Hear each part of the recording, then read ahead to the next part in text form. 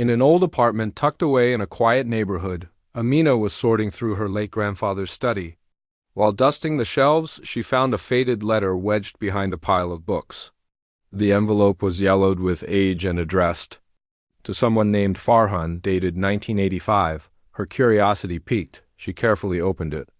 Inside was a heartfelt apology from her grandfather, ending with a phone number scribbled hastily at the bottom.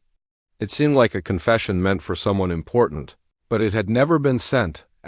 Driven by instinct and intrigue, Amina dialed. The number, to her surprise, someone answered. A man's voice, slow, deep, and cautious, responded. When she explained who she was and mentioned the letter, there was a long pause. Then the man, Farhan, asked with a shaky voice, "Who did you say you are?" She told him her grandfather's name. That moment cracked something open. Farhan shared that he and her grandfather had once been close like brothers, until something happened that ended everything. The letter had been written after their falling out, but he had never received it. Farhan invited Amina to visit him in a small town far from the city. When she arrived, she stepped into a home filled with time books, old clocks, faded photographs.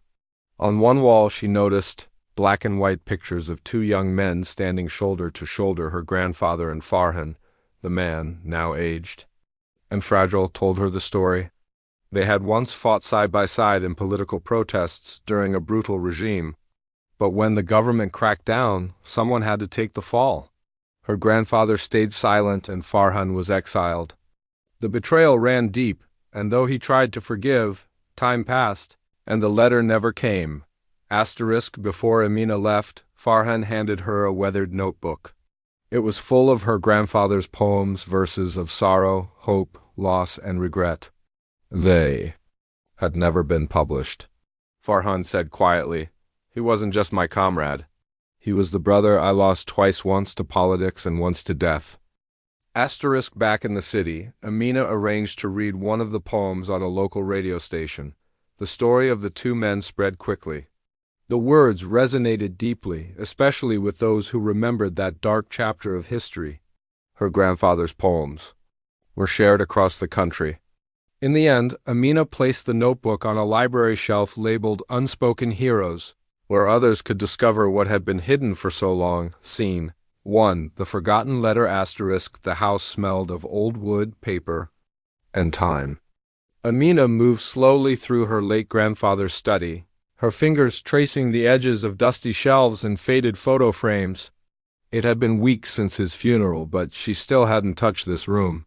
It was sacred to him as books. His papers, his silence, stacks of yellowed documents lay on the desk, and an ancient typewriter sat beneath a cloth. The room was dim, lit only by golden afternoon light that filtered through the Venetian blinds. Dust danced in the beams like ghosts. While reorganizing the tall bookshelf in the corner, something slipped out from behind a row of thick, leather-bound novels. Amina crouched and picked it up. It was a letter, old, fragile, and unopened. The paper had browned around the edges, and the ink on the envelope had nearly faded. She read the name written across it. Farhan to 1985, the name meant nothing to her. Who was Farhan? She hesitated, then carefully opened the envelope. Inside was a single page, written in her grandfather's sharp, elegant handwriting.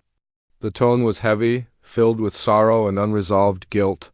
He apologized for something he had done, something that caused deep pain.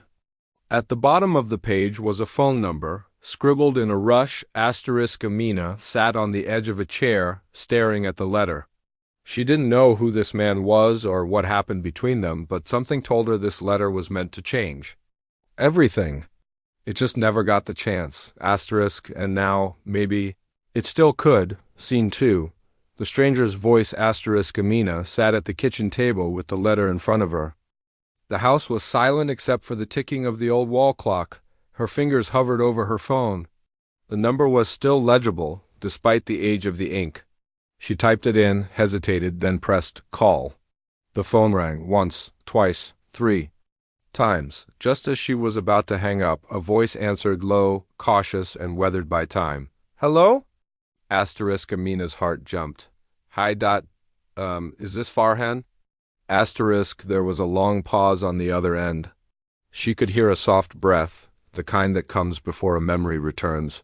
Who is this? The man asked, his voice slower now, slightly strained. Asterisk, my name is Amina. I think you knew my grandfather. His name was asterisk before she could finish. The silence on the line thickened. Asterisk, I know that name, the voice said quietly. Where did you get this number? Asterisk, I found a letter in his study. It was written to you. Dated 1985, asterisk the man. Sighed. It wasn't a casual sound. It was the kind that came from deep inside, the kind that carried decades of pain. He never sent it, asterisk. No, Amina said. He didn't, asterisk, another pause. Then the man's voice, softer now. And now he's gone? Asterisk, Amina nodded, then realized he couldn't see her. Yes, just a few weeks ago, asterisk, Farhan's voice trembled. I never stopped waiting for that letter. I kept this number, hoping. Even when the world moved on, asterisk, Amina was quiet. She could hear the weight in his words. Asterisk, then he said, would you come visit me? I think it's time someone finally knew what happened. Asterisk, and just like that, a door to the past opened.